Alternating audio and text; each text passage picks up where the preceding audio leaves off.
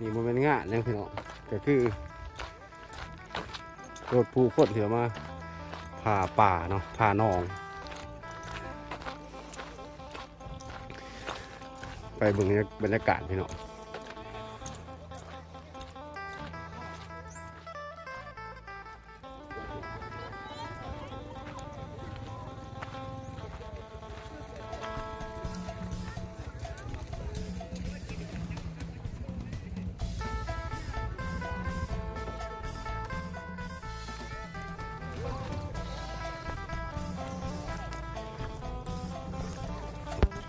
การพาป่าที่อุดมสมบูรณ์และก็ม่วนซื่นที่สุดพี่น้องบรรยากาศพาป่าของหมู่บ้านของชุมชนแต่ละบ้านก็มาโฮมกันพี่น้องเอ้ยผู้ใดร้ายได้น้อยผู้ใดมันก็ได้ตัวใหญ่ผู้ใดบ่มันก็ได้ตัวน้อยเบิ่งบรรยากาศมันม่วนนำกันพี่น้อง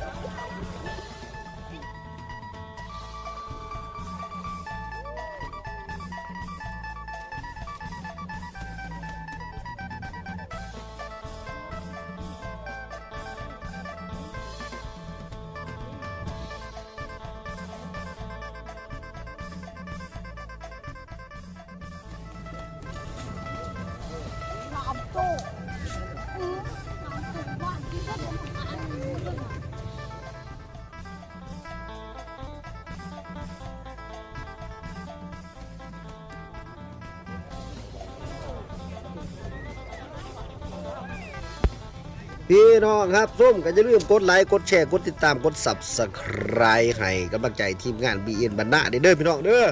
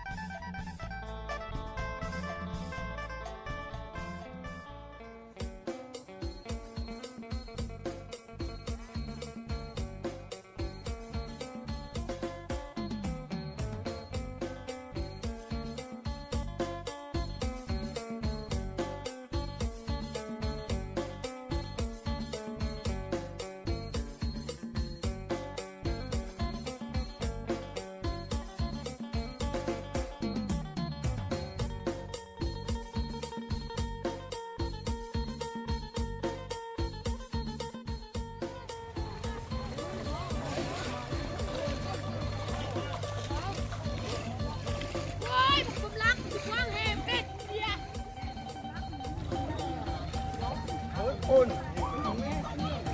โอ้วันนั้นมึงเห็น